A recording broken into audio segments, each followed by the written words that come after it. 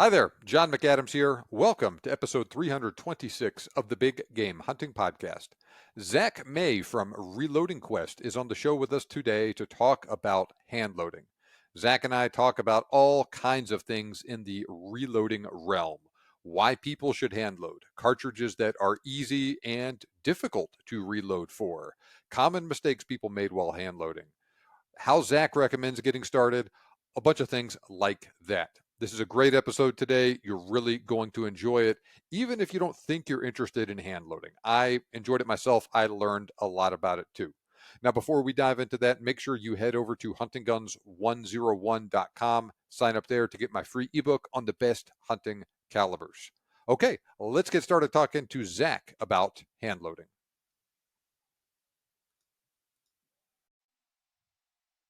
All right. Well, Zak, it is a pleasure having you on the show today. You and I met at the 22 Creedmoor dinner at SHOT Show in Las Vegas several months ago.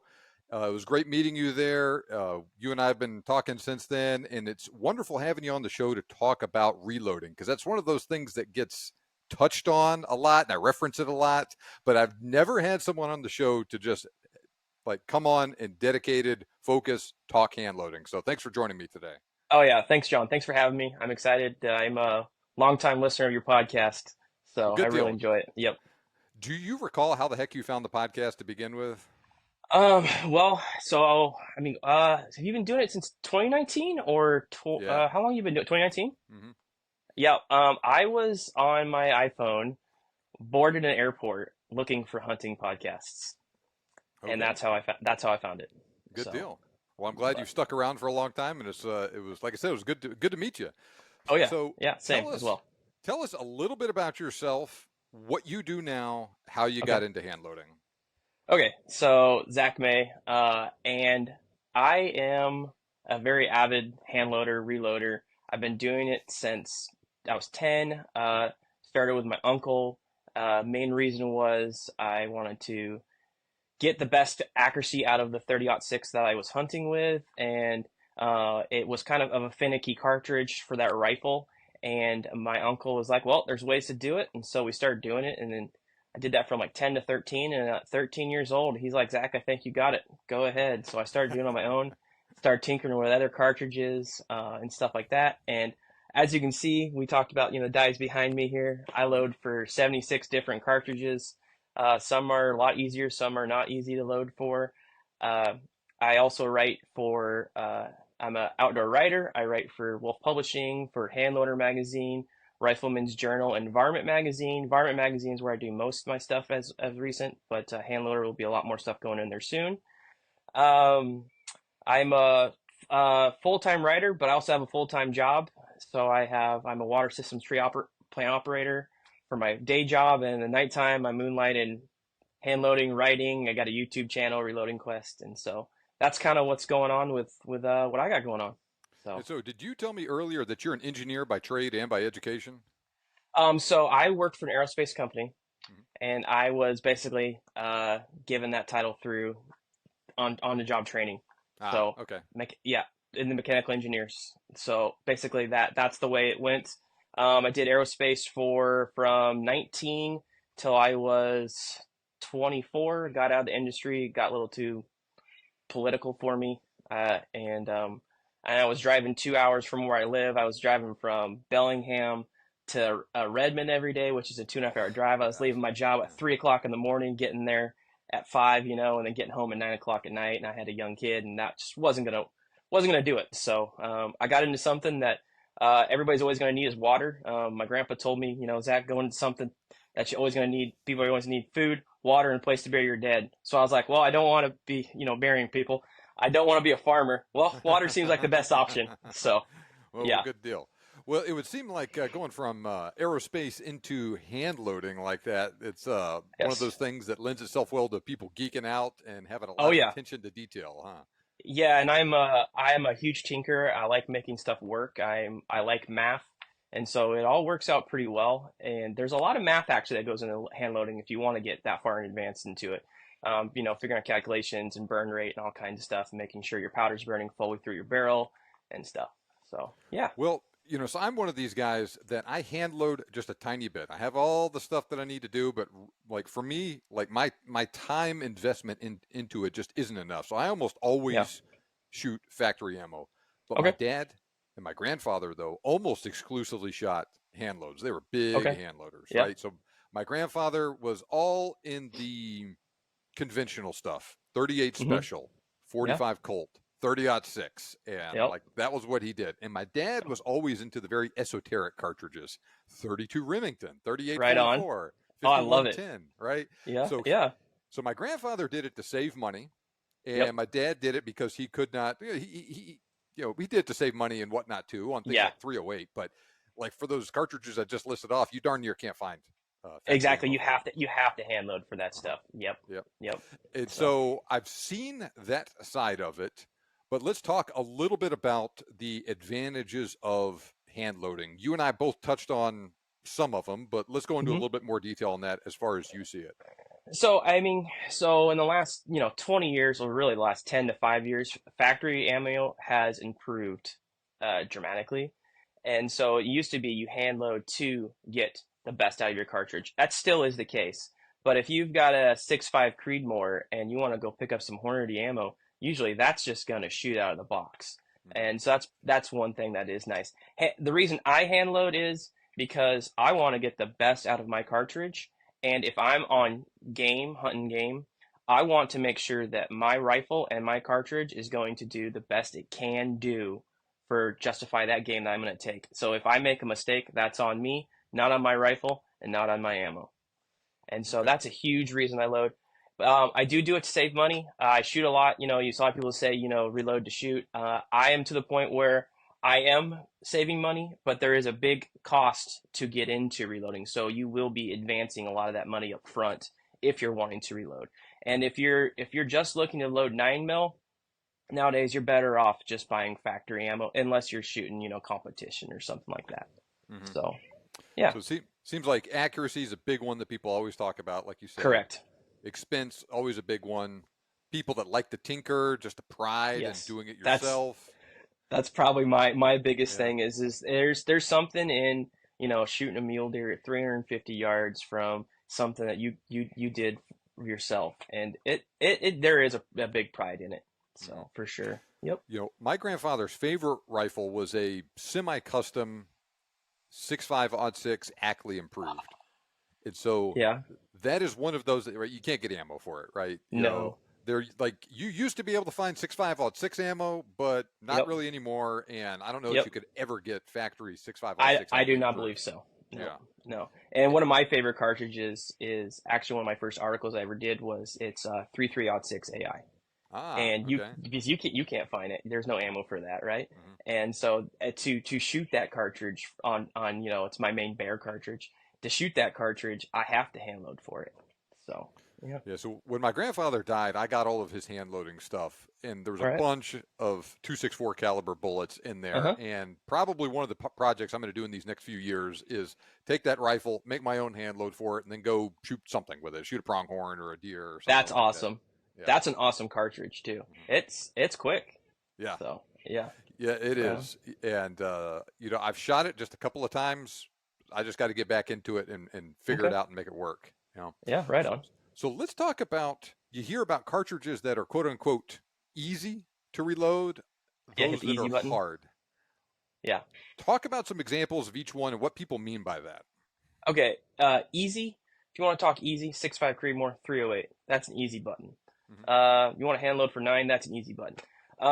For some reason, the 308 is just accurate. It's almost you can load it from 150 to a 178 to 180 grain 308 bullet and run some IMR 4064 in it, and it will just shoot. Or IMR 4831, and it will just shoot. That there's something to say about the chamber design. It's a lot of it has to do with the accuracy of it. 308 is just is efficient. The 30-06 is also a very easy cartridge to load for, where you can load, I've loaded all the way from a 90 grain bullet all the way up to a 250 out of an 06. Yeah. That's a huge range, and that's Uh-huh. a lot of custom stuff up in that heavier range weight. But that's like kind of like hitting that easy button. When you get into some of the harder stuff that can be finicky, would be Magnum cartridges with belts where it's head spacing.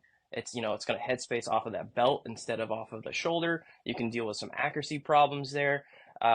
Some cartridges are definitely more finicky when it comes to burn. When you're overboard on a cartridge, let's say, the 22-250 is kind of right on the barrier of an overbore cartridge.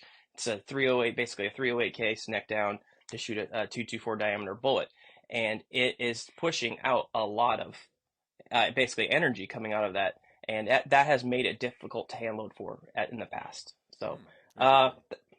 but yeah. Is the 28 Nosler, is that a difficult cartridge to hand load for? I have not loaded for that one. That is one I have not loaded for just because I have no desire to see my barrel gone in 400 rounds. When it's super expensive. I have heard it is hard to. The 264 Win Mag, Hmm, nightmare to load for. I have really? this Okay. is the worst cartridge I have ever tried. I have only ever got one bullet to shoot out at nozzle partition, which they are not known for accuracy, and that is the most accurate. I went from shooting 12 shot group 12-inch groups, 5 shot group, 12-inch Ooh. groups out of that, down to best I could get was nozzle partition right around a one with 5 shot groups. But it was did not matter, powder, bullet, burgers, Hornady, you name it. It was just all over the place. And that, my opinion, that was probably more of the barrel than having being hard to load for. Hmm. So, Yeah, yeah. and that's one of those interesting things, right? So you talk about cartridges that are difficult to reload for, but yeah, how much of that is a gun, right? Correct. A lot of it's the chambering. Who did the chamber work? Mhm. If you have a gunsmith that knows what he's doing, that 264 may make a huge difference. Or if you have a gunsmith that doesn't know what he's doing, and you got, you know, uh, Billy Bob in his shop running a machine, and just, oh yeah, I can do it. That's going to make a huge difference too. So, Because you said like when you first got into this, you had a 30-06 that was very finicky with factory ammo and tuned it all correct. out, right? And it was actually, but it was very easy to hand load for. It shoots 168 grain, Barnes TSX, lights out. And the other thing is a lot of people push. A lot of people push. They want the max velocity. What I have found, you're not going to get your best accuracy right around that max velocity. That's just what I have found. Usually, so for that 30-06 that I have, that's my first rifle I ever got. It's a Remington 710. My dad bought it for me $300 from Walmart. Not a nice gun, but it's Hmm. a very accurate gun with those hand loads. And it only thing it ever shot well was a Remington Corelock. Everything else, which is also not a super accurate cart, been super accurate, but that stuff shot well out of that. But that rifle was very easy to hand load. I just pick stuff in and it shot, and then but it dialed into that 168. One thing I found is I came back about 150 feet off of my, max velocity kind of thing, and it went from shooting about a 1-inch group to shooting half-inch groups with 5 shot groups, consistently running a 5x5 testing on it. And, for a hunting rifle, that don't matter. You can hold over for 150 feet. I Hmm. mean, at hunting distance. So if your goal is accuracy, you want to go with that. So, That was my experience as well with muzzle loaders. Look at the okay. book, see what the max load is for it, and I'd shoot it and it would shoot okay, but then back off 5%, something like that, a Yeah. few grains. You lose a little bit of velocity, but man, it's amazing how much right around, say, 90, 95% of max for all the Okay. muzzle loaders I was shooting, that was best Yeah. accuracy for it. And when it comes to hand loading for me, I have found you're right between, to like basically 85 to 95% case capacity for your powder has been my most accurate Hmm. charge too. But I've also found it in some random cartridge where I'm at 70% case capacity and it shoots lights out. So sometimes it doesn't make sense. But when your cartridge is tilted and you have that powder fully in there, and so it's sitting up against that primer, and that it gets better ignition. And if you tilt it at all, it leans forward. The powder is now not touching the primer. You can get hang fires, you can get weird ignition and stuff like that, which will affect accuracy. So, how So much case capacity, excuse me, how much case fill do you think is a good minimum that people should be looking at as far as just terms of safety goes? 85, 85? 85%. Yeah. Yeah, I mean, it depends. Obviously, that all depends on the powder. If it's a slow or fast burn, that all depends. And there's some powders you do not like. You can like some powders you do not want to compress, and some powders it's totally fine to compress. Hmm. Like H4350. there's some cartridges that you can't even get enough powder in that thing to make the thing to explode. So it just depends. Yeah, going back to what my dad would do, so many of the cartridges that he would hand load for were old black powder cartridges. Okay, yep, And so you had a very large volume of case capacity, but they were low pressure cartridges designed for yep, use of black powder. And so I yeah, know in some cases, the when he was shooting with smokeless powder, he had to use such a small charge to keep it at pressure levels that he would have to put like a filler in there yep, with it to. yep. Yeah, I'll do that for sometimes fire forming brass, or if I'm converting 220 Russian to shoot, um, uh, 6 PPC, I'll do that as well. Sounds like your dad's a lever gun guy, huh? Mainly, yeah. So he has Okay, hunted a yeah, lot with lever guns, a lot with single shot rifles. Yeah. okay, like trapdoor and stuff like that, and Yeah, so he had a trapdoor a long time ago, but say for okay, instance, he has like a Winchester 1885 high wall, which is a single oh yeah, shot rifle. yep, Yeah. okay, right on. But yeah, so he's done a He's lot of got stuff good with that. taste. He does. He does. He's very, Yeah, very classically minded like that, and so he right jokes on. and makes fun of me all the time with the Magnum cartridges and stuff that I shoot and everything. Yeah, And yeah. um, it would be my grandfather, like I said, was different. He was a Springfield and a Mauser guy. Like Oh I said, yeah. 30-06 was his thing, and I kind of wonder what he would think about things today with the 6.5 Creedmoor and the 7 PRC and all that I stuff. think me and your grandpa would get along fantastic. Yeah. Now, we've talked a little bit about easy and about hard cartridges. You've Mhm. referenced some bullets seem to lend themselves more to accuracy than others. What are Yes. some of the bullets that you have found that have been just the easiest to get to shoot accurately in a broad spectrum of cartridges? So if you want to shoot, if you're a big varmint hunter and you want something just to shoot, go get yourself some Hornady VMAX bullets because they just shoot. It does not matter what I've loaded that for, they just shoot well. And they're usually pretty speedy too. The also, the Hornady ELDX, those shoot well. Uh, you got to be careful in your close on game because I have seen those just shrapnel if it's going too fast on game. I had that happen on a coyote. I shot a coyote at 900 yards with that bullet out of the 22 Creedmoor, dropped the coyote, fell right over. I shot a coyote at 50 yards, and the bullet shrapnel. He ran into the corn and somewhere died. But Really? oh Man. yeah, yeah. So you just got to be careful if you're pushing that bullet at really good speed and you're close on an animal. It may not penetrate. That's the same though with the Nosler ballistic tips. Same thing. Those are very easy to load for. Nosler ballistic tips. You can load those in pretty much anything, and they'll usually just shoot. I have a hard time shooting over an inch with a Nosler ballistic tip. The bullets just shoot.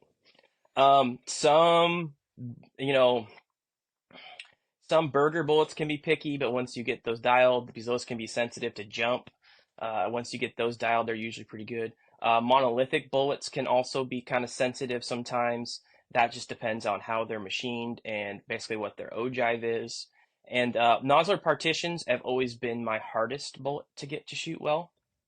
So that's why when I said that 264 Win Mag shot well with them, I was like, everything I know is out the window. I don't know what the heck's going on, kind of thing.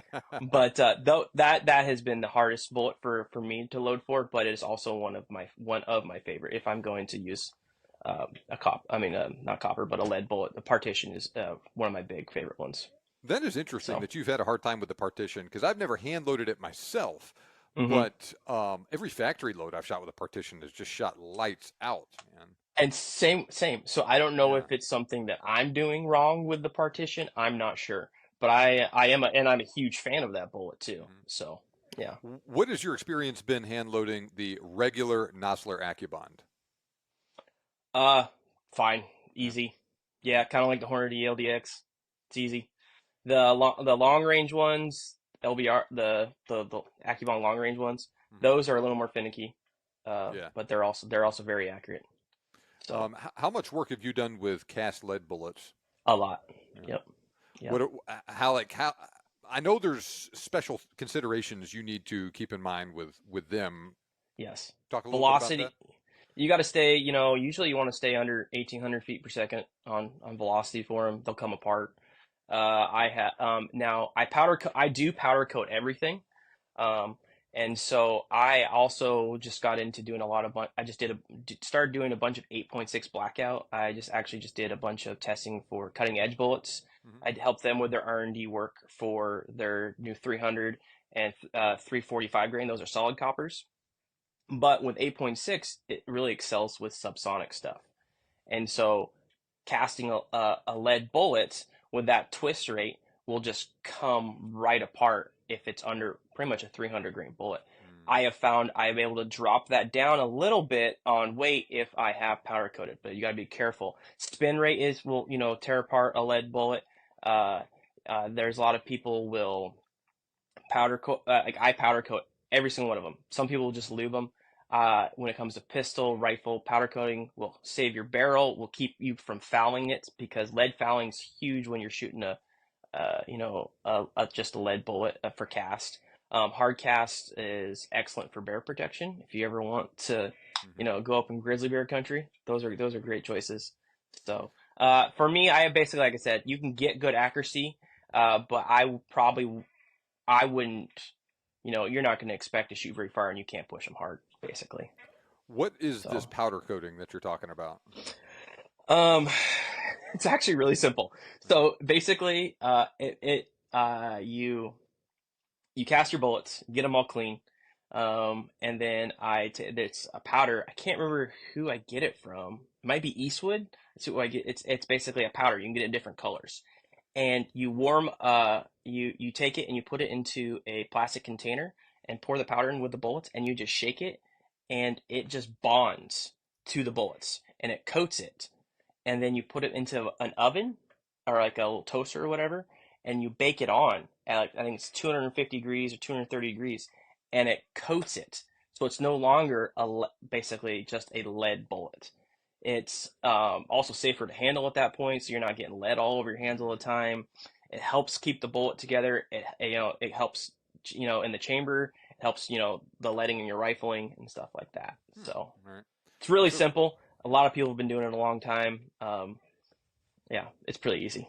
I never heard of it. That's interesting. Oh, really? There are a ton of videos on YouTube on it. Well, there used to be. I don't know if there is anymore, but Yeah. there are a ton of videos on how to do it. And basically, if I am going to shoot a lead bullet and it's not out of my 44 mag or my 357, it's powder coated. If it's going in my Glock or my 1911 or whatever, it's powder coated. Hmm. So, and also I have found like if you go to an indoor range and you have lead bullets, they won't let you shoot them. Now, if they're powder coated, most likely the guy behind the counter has no clue what he's looking at, and he will let you through with them. So, What do they look like after they've been powder coated? I wish I had one easily. It basically almost looked like it had been spray painted. Oh. Yeah, it's super. Man, I wish I.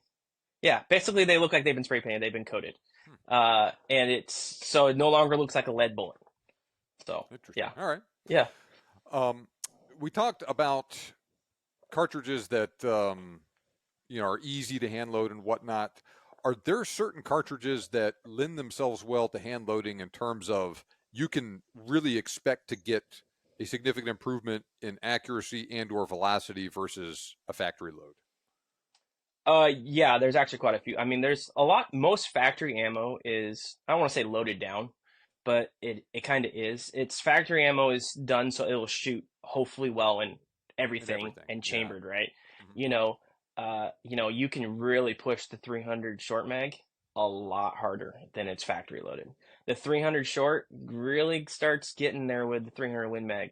I'm a huge 300 Win Mag guy, but I now own 300. I own three 300 short mags. I'm also going to be doing a custom one where you can load the bullet out longer. So it's so you can get more powder in there and seat the bullet further. 300 short mags one. 308 you can also get a lot more out of it, but you got to be careful with 308 because it's crazy the wide variety of 308 brass case capacity out there is crazy. Like if you take a Federal and Lapua brass, there might be three once you fire it, there might be 3 grains difference in case capacity of water. And so say you're at the top end of your powder charge for your Federal and you go into that Lapua and say that Lapua is 3 grains less. Well, now you got a really hot load. So that's one thing you do got to consider. So if you're hand loading, always use the same brass. Try to use the same brass from the same lot. And if you're going to a different brass, make sure that you almost redo your, you redo your load development or back it off 10% and make sure you're good. Because I do know I have a couple friends and they've made a mistake with 308 because everybody's, or you're running a 308 Winchester stamp and they're actually loading it for a 762 cartridge, right? There is a wide variety of difference. There most of the time you are going to gain velocity over factory. Hmm. It's just 22 Creedmoor is another one. I've been shooting that now for a little over a year, and there's nothing wrong with the factory ammo that Hornady and Horizon are selling, but I'm able to push it harder, and so you do get advantages, but that is tailored to your rifle.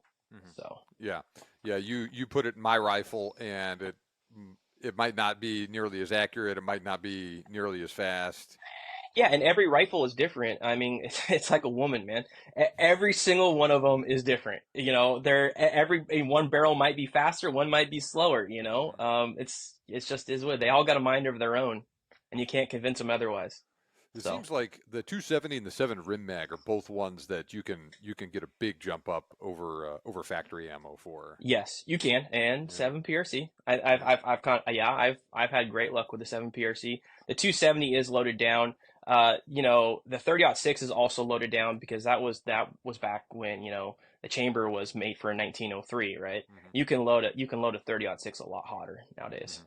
So Yeah. yeah, Now you talked about differences in case capacity resulting in different pressure. correct. Explain that for people that have no idea what you are talking about. Okay. Um, so when you load powder, let's like we just said, let's say so we've got a 308 case, two pieces of brass. They're exactly the same. They look exactly the same. Set head stamped the same, except like one's from Federal, one's from Lapua. And you take and you go out and let's just say they're factory ammo. You go out and fire them. You bring those two pieces of brass back. You stick them on a scale, leave the primer, spent primer in there, and you weigh. You do a powder. I'm not powder charge, but you weigh it and put water in, and to see what the grain is. Now, most likely, actually, I know for a fact, at least with those two manufacturers, those case capacities are going to be different, and it's usually has to do with the thickness of the brass. Mhm. And so, when you take and load up into a Federal and you load it to that max charge, you are now exceeding most likely that Lapua's max charge. And when you seat that bullet in there, the same depth, you might be crushing that powder. You're closer to that powder. And so you're creating more pressure than what was in that previous cartridge. Does that make sense? My understanding was that a given powder will produce X amount of pressure but it depends on the volume that it's in. You Correct. you you Yes. put So you there's put different volume in each yeah. case. So like I was saying, so like if you're holding, let's say you're holding 60 grains in the Federal case, and you're only holding 57 grains in the Lapua case. Now there is a Mhm. difference in what it is for case capacity. And so you dump 40 grains of a given type of powder out in your driveway and burn it, and it's going to burn, and it's not going to produce a lot of pressure. Correct. You put that in a really large cartridge case, I don't know, like a 50 BMG. It'll produce more pressure, but not very much at all. And then Correct. Yeah. you put that volume of that case smaller and smaller and smaller, say down to 308. It's going to produce a lot of pressure. Yes. And, So and each time you shrink that size, it is creating more pressure. And mhm, so that's what I was trying to get at, I guess. yeah, Whereas where, the Lapua is smaller than what the Federal is. yeah. So yeah. And so you take it is not as simple as just more powder equals more pressure. It is Correct. that's an important part of it, Yes. and Yeah. uh, the volume of the case matters a lot. And then talk a little bit about burn rates of powder as well. If people talk about a fast powder and a slow powder, and which is best Yeah. for which. Usually slower, kind of being kind of some Magnum stuff. It Hmm. kind of depends what exactly your goal is, the speed and stuff like that. When you get into slow and fast burn rates of powder, some are more accurate than others. Some, then you got your, double base powder versus stick powder versus ball powder, and then you've got flake powder.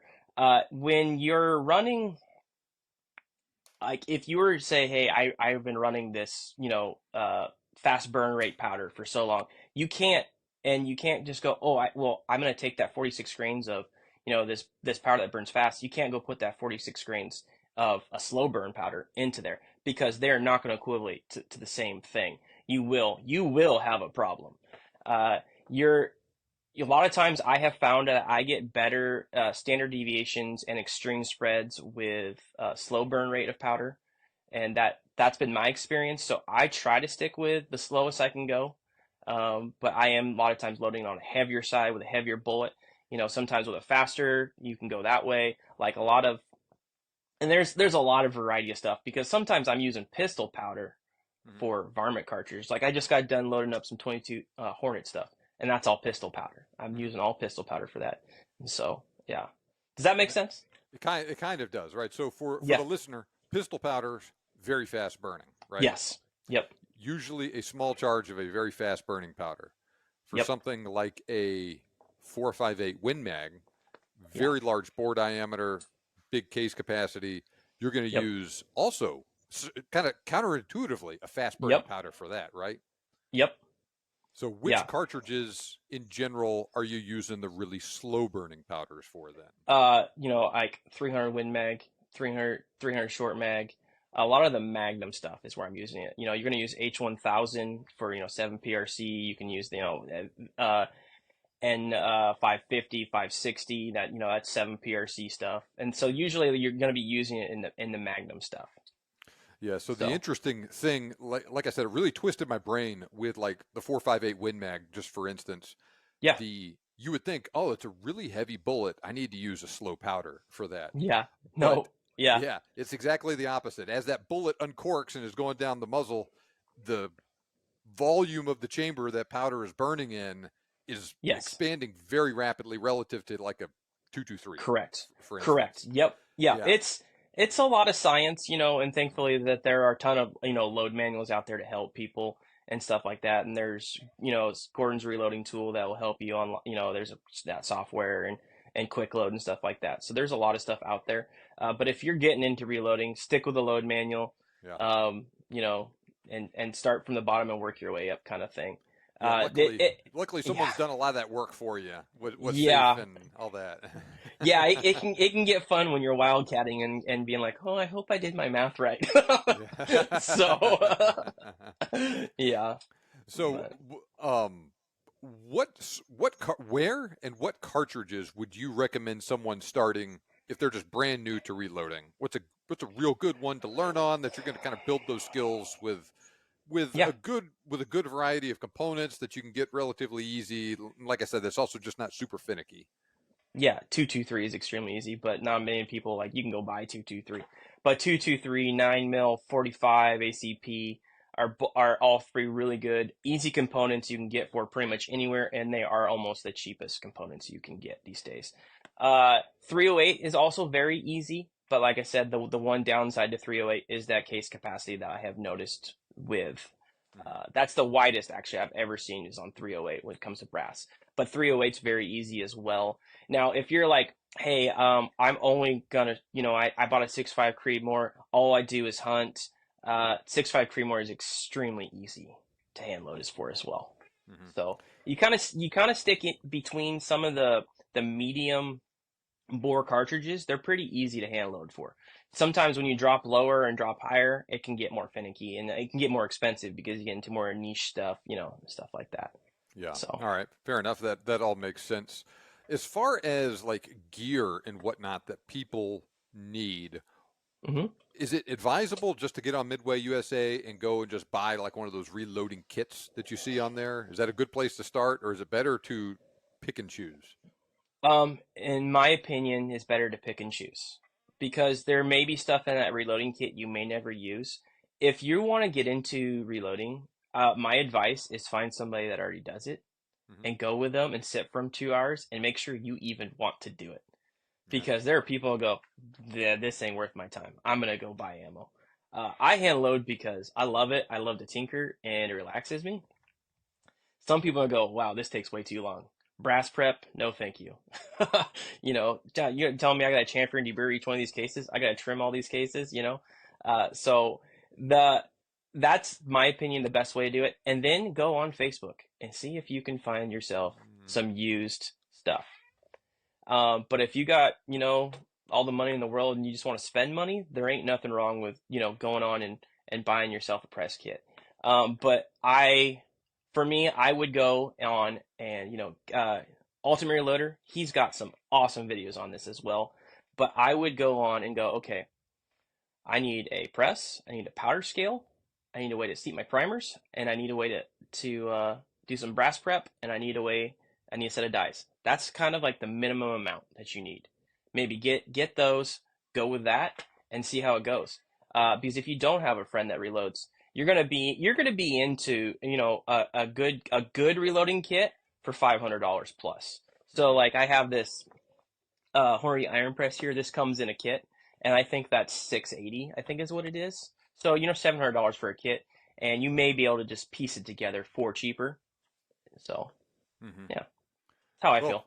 yeah, Facebook Marketplace, you can get a lot of stuff out of there and I get a good have deal on it. bought so much stuff reloading. I have 26 presses. Oh my goodness. Yeah, I have three that are my favorite, but I like to because I like to play and tinker and okay, this one performs less run out, this one doesn't. Okay, this one has a lot of wiggle or play, and I like to play with it all. Hmm. So, but yeah, What are some of the most common mistakes you hear people making or that you've made yourself? um, common mistakes. Not learning how to size your brass properly, either oversizing or undersizing it. Uh, Not paying attention to the load data. When I go through a load manual book, I go in, I take a piece of paper, and if I'm going to go off of that, I put that piece of paper lined up with it, and I hand write it out, every single one. Because if you just keep looking, glancing down at your book, you may look at the wrong powder charge. Like for instance, if you're looking at your book and you got, 10 different charges, and you're looking at, let's just say accurate 1680, and then right below it is, let's pick a powder. Let's just say H110 or whatever, which is totally two different powders. And that you can be very in trouble if you accidentally switch up your powder charge. But let's say they're kind of close to what it is. You're like, okay, that was 16 grains, and then you look over, oh, I'm at 18.2, and you weren't paying attention to what you just did. That could be a mistake. Keep one powder on the bench at a time, only the powder that you're loading, so you don't accidentally use the wrong powder in the wrong case. Hmm. Uh, that's when I hear about people blowing up their guns. That is the number one thing. Or double charging when you're running something and not paying it. You're watching TV or doing something else, and you double charge your case, and then you send twice as much powder out. That is kind of harder to do on rifle stuff because it usually can only fit one charge in and it overflows the case. Pistol is a lot easier. 9 mil is incredibly easy to double charge your case. Squibs, another thing. When you hand load, you got to be super diligent, making sure that you got that powder in there when you go to seat that bullet. Because when you shoot in that and it just runs down there, you're like, oh, that's weird. It sounded funny. Well, when you hear that, oh, it sounded funny, don't just chamber another one, let it go. You want to make sure you look. So, Hmm. Yeah, because yeah, so if you have a powder, excuse me, if you have primer but no powder, it's usually just enough to go and get the bullet stuck in the barrel. yep. And then you send another one down behind it and you got a And big problem. oops, you're that guy on Instagram with the barrel all exploded on top of the meme coming out of it or something like that. Hmm. Yeah. So Yeah. yeah, that I think is probably the most common stuff. Hmm. So Fair enough. Um, the this was not a hand load, I don't think, but my shooting range that I go to often here has an example of an AR-15 upper receiver where somebody shot a 300 blackout in a 5.56 barrel. yep, yeah, that's unfortunately common. Hmm. If it was the other way around, you would have been okay. Yeah. Just yeah, but that's an oopsies. Yeah, and I'm amazed they actually even got it to chamber. That what they did was is they chamber they stuck it in and it was hitting the breech, telling it to go home, and they're shoving that bullet further and further into that case. So yeah, that's an oopsies. Yeah, hand loaders, it's an interesting mix of people because hand loaders I have found have been some of the most attention to detail, very wire Yes. tight guys that really care about all of this stuff and, Yeah, you they, got to they, be. all that. But man, you can also really get yourself into trouble with hand loaders too, because some of the Oh yeah. biggest screw ups and whatnot I've ever seen have been guys that are hand loading ammo, and it's just a real low quality and it's a mess. Well, I think there's two extremes. Yeah. There's, the guy that, is like super anal about everything, writes everything down, which is good. That's one of the biggest recommendations I have. Write everything, label everything, And then you have the other guy that's like, I don't need to label it. I know what that is. Or, yeah, he's got, six different powders on his bench, and with all the labels offered, he's been dumping powders into an old container and not paying attention. I've been over to people's houses and I was like, okay, remind me never to shoot your ammo. Yeah. Yeah. So, yeah. Now here is a common scenario that I encounter. Right. So I like one of the main things that I do is cartridge comparisons. Right. Yep. Oh, yeah. Six five Yep. Creedmoor versus the 308. Very often I'll post that on YouTube and I'll get a comment like this. You got cartridge A versus cartridge B, and then I use common factory loads for each one, right? And Yep. use the same bullet, all that stuff. Then Yep. always, I'll get a comment from someone saying that my comparison is a bunch of baloney. They Oh, hand yeah. load for this cartridge, and their hand loads are way faster than what I have here. And like I'll check all my like even though I don't really hand Yeah. load very much, I have a bunch of manuals, and I'll look and I'll be Yeah. like, man, they have their claiming of velocity is 300 feet per second faster than the fastest one in here. Well, just because the hand load doesn't mean it's safe. No. A lot of people I do not feel know how to repressure. And you know what? You can get really fast if you just start throwing inches on the end of that barrel too. Yeah. If you got a 30-inch barrel, yeah, it's going to outperform every factory, ammo. And the other thing is I have found that a lot of people like to talk. Keyboard warriors will never end. Both of us having YouTube channels, we both we both know how that goes. Uh-huh. But yeah, you can outperform most factory ammo, but like I said, every barrel is different because I have several 5.56 barrels, both made from the same company. I order them the same time. I've got one of them that's dramatically slower than the other two, Mm-hmm. like like almost 150 feet slower, shooting the same hand loads. So it's interesting. But it would seem to me, though, say provided you are using a rifle that is like a normal barrel length, right? Say Yeah. 24-inch barrel, something like that. Yep. If you're hand loading and you're getting a velocity that's 200 feet per second faster than a max load and a hand load, you got excess pressure, even if it's not showing up. Yeah, exactly. And I think what most people do is they're too far on the lands or they're jamming Mm-hmm. because they're cooking it hot or they're sitting it way too far back. Or what they'll do is I mean, because 90% of the time, sometimes I'm not even close to data velocity on a hand load. Like in the books, I'm sometimes like 50 feet under the max. It's very rare I'm close to what they're getting.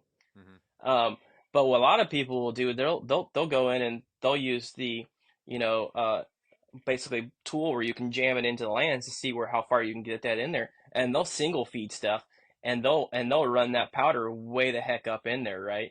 And they'll load that bullet out, and they'll get that thing crazy hot, and then they'll pull it out and look at the primer and go, oh, no cratering or no flattening. Well, that does not mean that you're not, you're not higher in pressure. How was your bolt lift?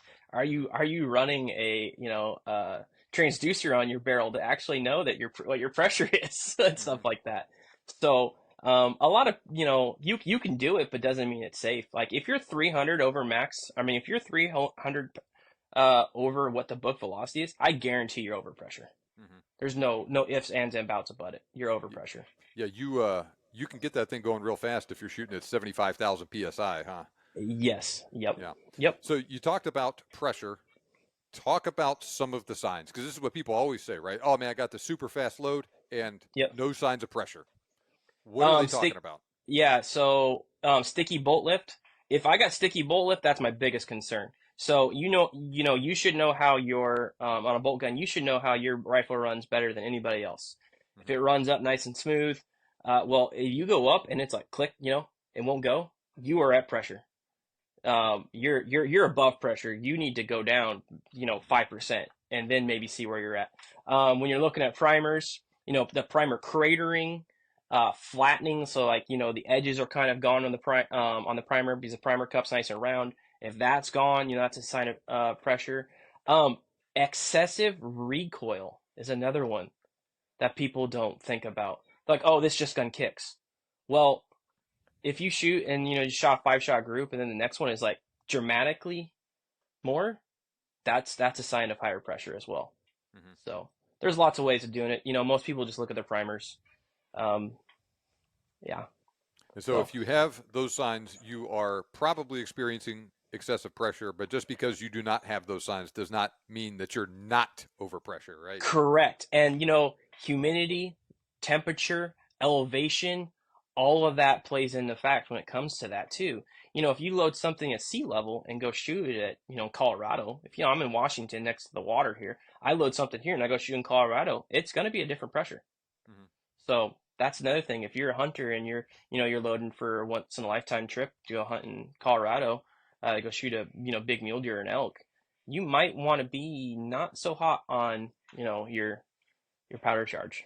And that's Yeah. one thing, obviously, people like Hornady, Federal, all those guys, that's why that ammo is kind of not loaded down, but it's safe to run at all those, variables.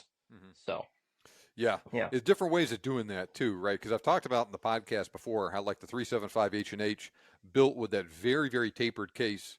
So Hmm. you load it to shoot at a certain velocity in England where it's 40 degrees Fahrenheit. You take it to Africa where it's 100, and Yeah. you're not going to have pressure problems with that real sensitive, temperature Yeah. sensitive cordite powder they used back then. Yeah. Mhm. Nothing burns like cordite. No. So good. Yeah. But Well, yeah. very good. I had often wondered. I'm sure, like you said, a lot of these people that are saying things like that online are just completely full of baloney, right? There's no way he's going 500 feet per second faster than what I Yep. claimed. And if it is, you're doing Let something wrong. let's see the video. That's what I tell. I've had several people. I was like, okay, let's see the video. Let's see a chronograph. And let's see how it shoots. Hmm. And crickets. So Yeah, yeah. yeah. It's Yep. easy to talk. Yes, it Um, is.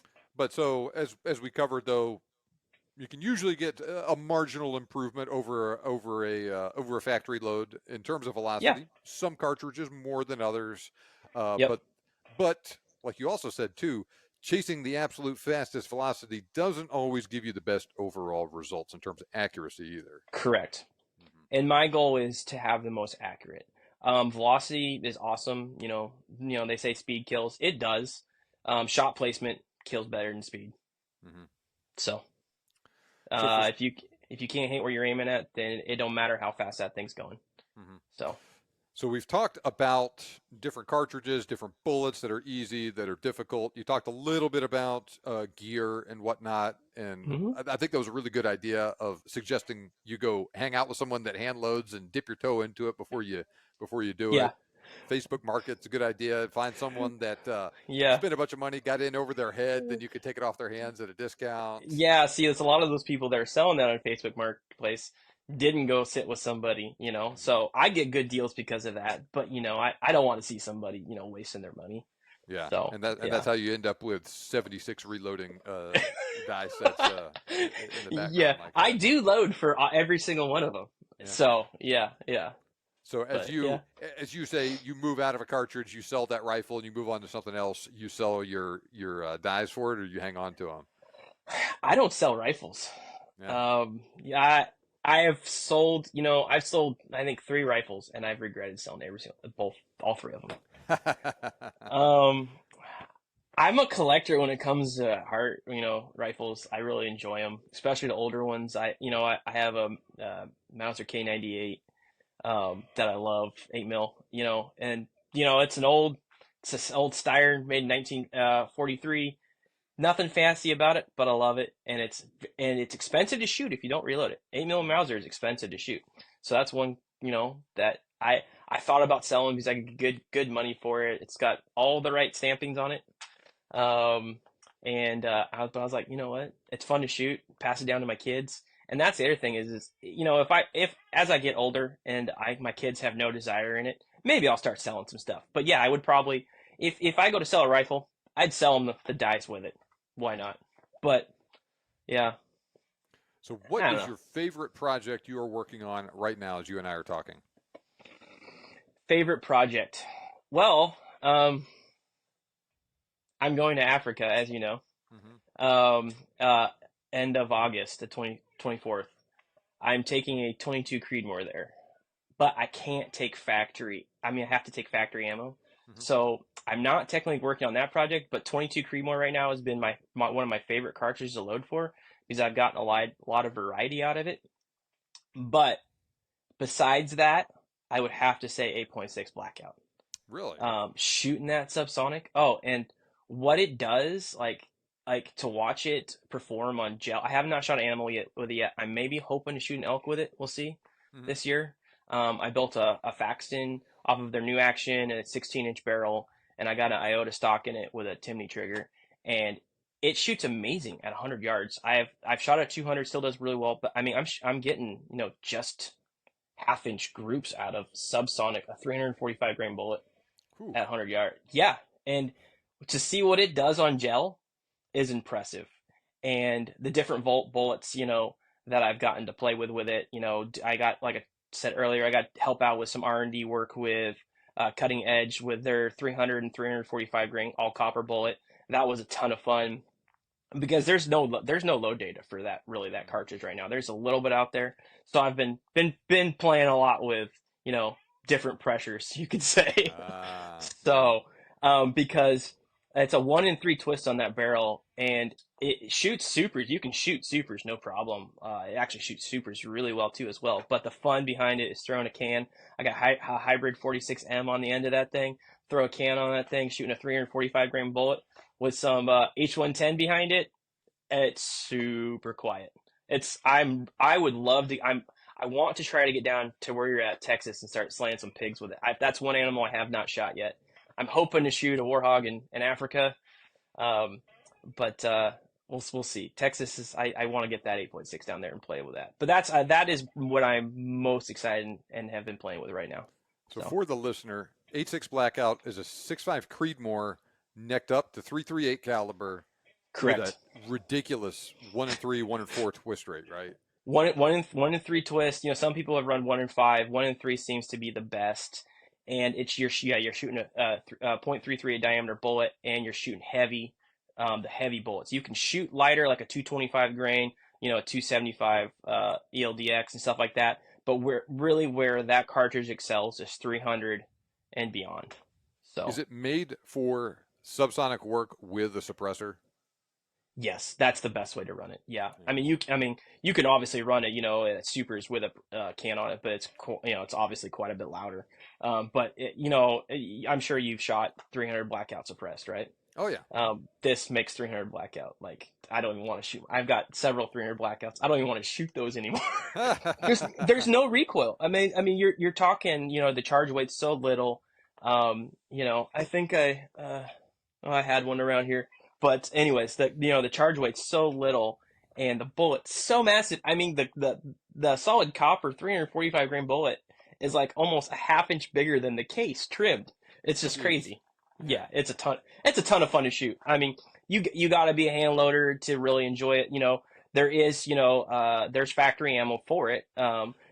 Gorilla makes stuff. Fort Scott makes some. I think there's another company that makes factory ammo for 8.6, but those are the two that I have shot so far. And actually, both factory ammo subsonic stuff shoots amazing. And the one thing is too is this: if you just want to go out and plink, you can get the 300 grain Sierra SMKs and Mhm. shoot those with some accurate 1680 behind it and shoot all day, and they shoot great. It's a ton of fun, and it's just Interesting. Huh. something fun about shooting a subsonic round. I don't know. So if you have a 100-yard zero on that subsonic loading, how Hmm. how high above of how high are you hitting at closer range, and how much drop you got at 200 yards? So I'm not hitting that high at close. At Uh, 50 yards, I think I'm just about an inch. oh, okay. Yeah, it's not bad. 200 yards, because you're subs and you are Yeah. dropping. I am about 5 inches of drop, so it's That's not a lot terrible. better than the 300 blackout, though. Yes, it is, and it maintains energy really well. Yeah. I mean, And yeah, that super yeah, heavy bullet. Yeah. I mean, you have like if you're running subsonic, you're yes, under the speed of sound, right? That's what it means if you're yep, being subsonic. You have to be yep, slow. Yep. The way that you improve your performance is just going with a really, really heavy bullet like you're talking Yeah, about. yeah, 345 grain going at 1045 is right where I'm averaging, and it just and when you hit stuff with that thing, it's like, oh, you hit something. Like even if you're just punching plywood, the sound that it makes on plywood's impressive. And I shot ballistics shell out to 100 yards with it too, and it performs incredible. I next thing I want to do is I want to shoot to 200 and 250 to see how some of these bullets do as well. Well, we need So to talk about how that thing is doing a ballistic gel because it's funny. I was just doing some work on the 300 blackout, talking about how I did not like it subsonic because the results okay, subsonic were just so underwhelming with it. Supersonic is a lot better, but yeah. man, so I'm very interested to see what sort of results you're getting out of that Oh, A6 blackout. I can definitely share some of that with you. Yeah, Yeah. it's pretty impressive. Actually, I think I can send you some videos too. For me, I have found for 300 blackout, it's great close range subsonic, Hmm. like from me to 25 yards, and that's kind of what I feel like it was designed for: close quarters combat, Hmm. getting in there, putting certain people down, and move on. Right? That's pack a umph and move on kind of thing. When you get into supers, it's a lot like 30-30. Hmm. It's crazy how much ballistically they're alike. You can get into like what is it, the 110 Barnes Hmm. that they have. That I think it's what the TAC. That That thing though, TX, yeah. that's impressive. Have you shot that into ballistics, Joe? So it's funny. I literally just did that yesterday, Okay, and I was finishing up all the videos and all that stuff, and those things will be coming out on YouTube here soon. okay. But I was surprisingly pleased with how 150 grain PowerPoint performed out of the Oh, 300 really? blackout. Yeah, I was Okay. shocked by that. I just kind of put it in there as a control. I was like, man, this is Yeah. way better than I thought it would be. Interesting. Okay. I Yeah, need that's I need to cool. do some more work on it though, and make sure that wasn't just some one-off stuff I was Okay. getting. But man, it All was right. like the And tech TX was good, but man, like I said, that PowerPoint shocked me. that's interesting. Also, the other thing is the so if you go like with a 225 grain Barnes solid copper bullet super, that thing is impressive. Like the devastation that it does at a 1-3. I mean, because you're getting. I mean, I can't remember what the RPMs leaving that barrel, but it's crazy. And when you see what it does for a wound channel and just terminal devastation going through, it's it's whatever you hit, it's not walking away. You Uh, make a very good point because there's two things that make a bullet open up. One of them is velocity. The other one is that really fast spin Rotation. range. Yep. Yeah, man. And with a 300 blackout, you're doing 1 and 8 inches Yeah. thereabouts. And yes, I Yep. mean this is more than twice as fast out of the 8.6 blackout. Yeah. Yep.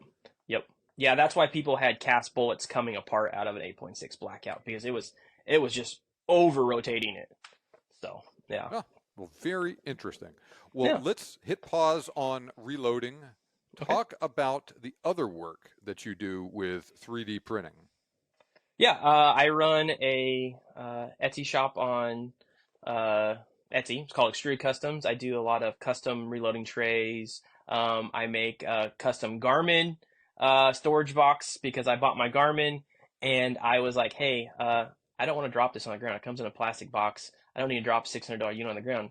What can I design to do this? And so I designed, that custom garment box. I do a ton of custom stuff. I'm on a couple other social media stuff where I do 3D printing. But the goal is just to help out the reloading community or the shooting community. I make a mech reloading tray as well for all your mech bushings. Actually, that has been crazy. The last 2 years, I've sold a ton of those. But yeah, that's kind of what I do. I have, like I talked about the aerospace industry before my previous job I'm at now. I did a lot of CAD work.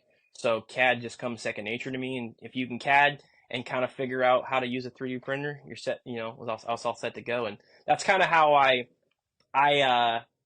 pay for 90% of my reloading and gun purchases Okay. and my YouTube channel because, I don't make a whole lot off of YouTube, but writing, I do make a good amount of writing, but most of the money I actually been making recently has been going off of the 3D printing on my Etsy shop. And it's because between you and me, we both know shooting is not cheap.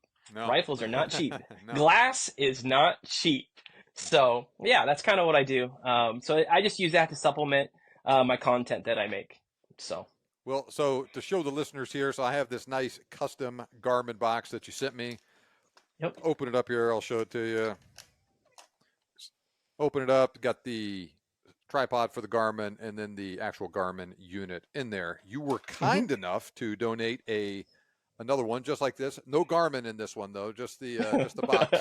Yeah. So this is something I will be giving away. There'll be a link in the show notes. You can enter in, and I'll give it away to one lucky listener who enters in it. So this is a really cool box. I didn't even know that I needed this when you sent it to me. So because Yeah. kind of like you, my Garmin was kind of new to me, and I was just like throwing it in my shooting bag and taking it to the range. But this is nicer. Yeah, and I figured red, white, and you can't go wrong with red, white, and blue for a giveaway. So, Mm. figured I'd go with those colors. So yeah, All right.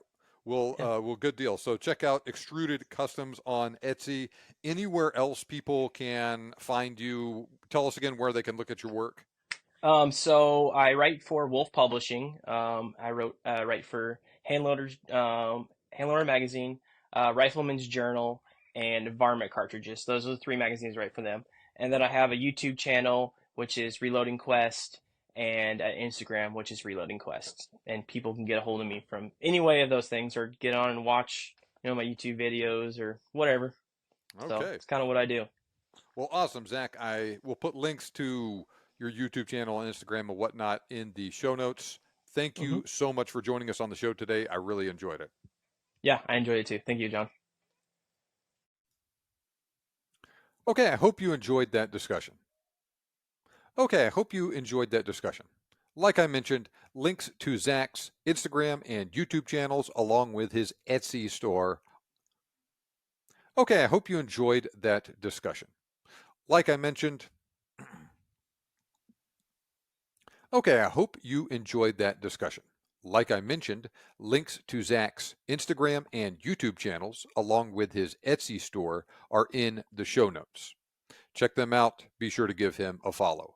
Click the other link in the show notes and sign up there to enter the drawing for the custom Garmin chronograph carrying case Zach made. I will randomly pick one winner from among everyone who enters on August 15th. So that is the deadline to sign up. Now, if you enjoyed this episode, make sure you also sign up for my email list.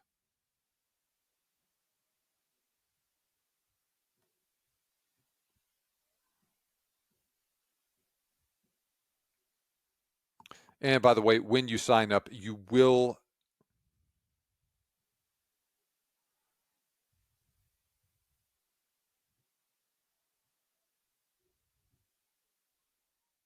Okay, I hope you enjoyed that. Like I mentioned, links to Zach's Instagram and YouTube channels, along with his Etsy store, are in the show notes. Check them out, give him a follow, see if there's anything you would like to purchase from him at his Etsy store. Now, click the other link in the show notes and sign up there to enter the drawing for the custom Garmin chronograph carrying case Zach made. Deadline to enter 15 August 2024. I will randomly pick one winner from everyone who enters on that date. I will notify the winner via email. So, like I said, click that link, sign up there to get entered in that drawing. Garmin chronograph not included, just the carrying case. All right, I hope you enjoyed that show. I will see you back here next week. Remember, you can make your dream hunt turn into a reality, and we can help. Thanks for listening. I'll see you back here next time on the Big Game Hunting Podcast.